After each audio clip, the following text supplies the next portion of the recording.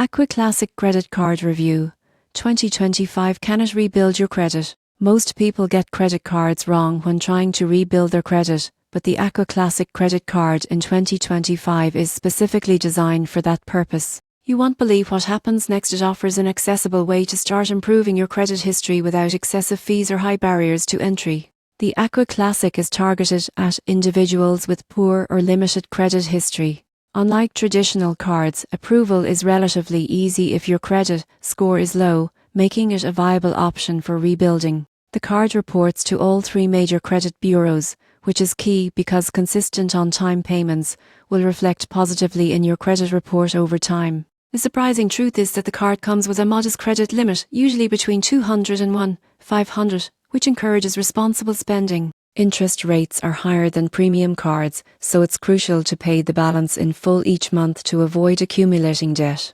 Aqua also offers features like alerts and online account management, helping you track payments and manage spending efficiently.